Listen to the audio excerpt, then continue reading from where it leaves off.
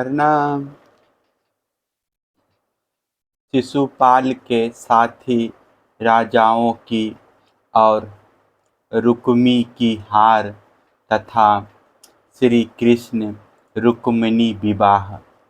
श्री सुखदेव जी कहते हैं, परीक्षित, इस प्रकार कह सुनकर सबके सब राजा क्रोध से आग बबूला हो उठे और कवच पहनकर अपने अपने वाहनों पर सवार हो गए।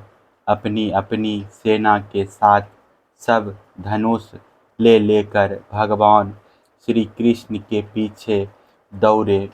राजन, जब यदुवंशियों के सेनापतियों ने देखा कि शत्रु दल हम पर चढ़ा आ रहा है, तब उन्होंने भी अपने अपने धनुष का टंकार किया और घूमकर उनके सामने डट गए। जरासंध की सेना के लोग कोई घोड़े पर, कोई हाथी पर, तो कोई रथ पर चढ़े हुए थे। वे सभी धनुर्वेद के बड़े मर्मज्ञ थे। वे यदुवंशियों पर इस प्रकार बाणों की वर्षा करने लगे मानो दल के दल बादल पहाड़ों पर मूसलाधार पानी बरसा रहे हो। परम सुंदरी रुक्मिणी जी ने देखा कि उनके पति श्री कृष्ण की सेना बाण वर्षा से ढक गई है। तब उन्होंने लज्जा के साथ भयभीत नेत्रों से भगवान श्री कृष्ण के मुख की ओर देखा। भगवान ने हंसकर कहा, सुंदरी, डरो मत, तुम्हारी सेना अभी तुम्हारे शत्रुओं की सेना को नष्ट किए डालती है। इधर गद और संकर्षण आदि यदुवंशी वीर अपने शत्रुओं का पराक्रम और अधिक न सह सके। वे अपने बाणों से शत्रुओं के हाथी, घोड़े तथा रथों को छिन्न भिन्न करने लगे। उनके बाणों से रथ, घोड़े और हाथियों पर बैठे विपक्षी वीरों के कुंडल, किरीट और पगड़ियों से सुशोभित करोड़ों सिर, खड्ग, गदा और धनुष युक्त हाथ पहुँचे, जांघें और पैर कट कट कर पृथ्वी पर गिरने लगे। इसी प्रकार घोड़े, खच्चर, हाथी, ऊंट, गधे और मनुष्यों के सिर भी कट कट कर रणभूमि में लौटने लगे। अंत में विजय की सच्ची आकांक्षा वाले यदुवंशियों ने शत्रुओं की सेना तहस नहस कर डाली। जरासंध आदि सभी राजा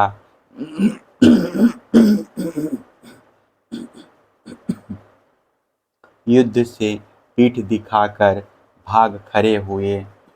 उधर शिशुपाल अपनी भावी पत्नी के छिन जाने के कारण मरणासन सा हो रहा था। न तो उसके हृदय में उत्साह रह गया था और न तो शरीर पर कांति।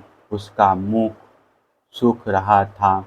उसके पास जाकर जरासंध कहने लगा, शिशुपाल जी, आप तो एक श्रेष्ठ पुरुष हैं, यह उदासी छोड़ दीजिए, क्योंकि राजन, कोई भी बात सर्वदा अपने मन के अनुकूल ही हो या प्रतिकूल, इस संबंध में कुछ स्थिरता किसी भी प्राणी के जीवन में नहीं देखी जाती। जैसे कठपुतली बाजीगर की इच्छा के अनुसार नाचती है, वैसे ही यह जीव भी भगवदीचा के अधीन रहकर सुख और दुख के संबंध में यथाशक्ति चेष्टा करता रहता है। देखिए, श्री कृष्ण ने मुझे 23 अक्षौहिणी सेना के साथ 17 बार हरा दिया।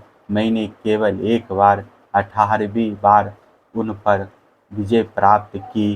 फिर भी इस बात को लेकर मैं ना तो कभी शोक करता हूँ और ना तो कभी हर्ष, क्योंकि मैं जानता हूँ कि प्रबंध के अनुसार काल भगवान ही इस चराचर जगत को झकझोरते रहते हैं। इसमें संदेह नहीं कि हम लोग बड़े बड़े वीर सेनापतियों के भी नायक हैं। फिर भी इस समय श्री कृष्ण के द्वारा सुरक्षित यदुवंशियों की थोड़ी सी सेना में हमें हरा दिया है।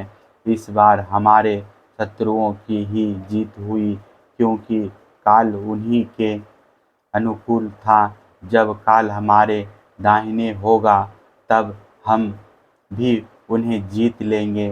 परीक्षित, जब मित्रों ने इस प्रकार समझाया तब चेदीराज शिशुपाल अपने अनुयायियों के साथ अपनी राजधानी को लौट गया और उसके मित्र राजा भी, जो मरने से बचे थे, अपने अपने नगरों को चले गए। रुक्मणी जी का बड़ा भाई रुक्मी भगवान श्री कृष्ण से बहुत द्वेष रखता था। उसको यह बात बिल्कुल सहन ना हुई कि मेरी बहन को श्री कृष्ण हर ले जाए और राक्षस रीति से बलपूर्वक उसके साथ विवाह करे। रुक्मी बलि तो था ही, उसने एक अक्षौहिणी सेना साथ ले ली और श्री कृष्ण का पीछा किया।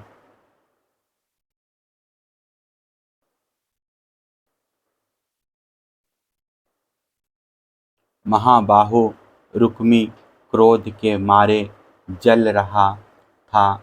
उसने कवच पहनकर और धनुष धारण करके समस्त नरपतियों के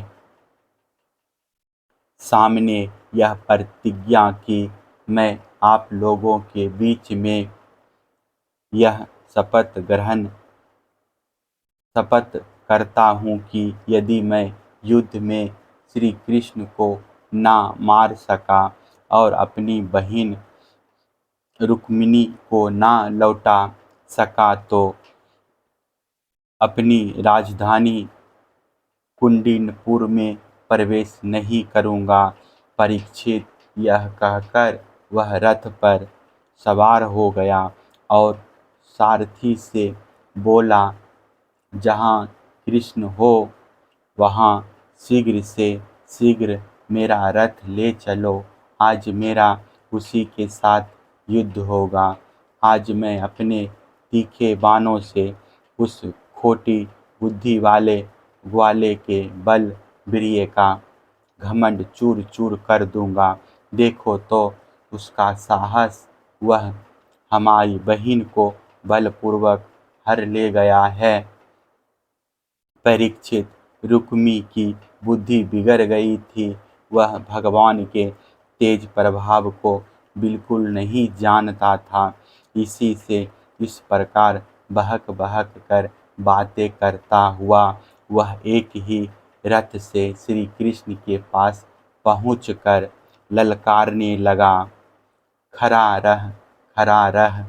उसने अपने धनुष को बलपूर्वक खींचकर भगवान श्री कृष्ण को 3 बाण मारे और कहा, एक क्षण मेरे सामने ठहर। यदुवंशियों के कुलंक जैसे कौआ होम की सामग्री चुराकर उड़ जाए, वैसे ही तू मेरी बहन को चुराकर कहाँ भागा जा रहा है। अरे मंद, तू बड़ा मायावी और कपट युद्ध में कुशल है। आज मैं तेरा सारा गर्व खर्च किए डालता हूँ।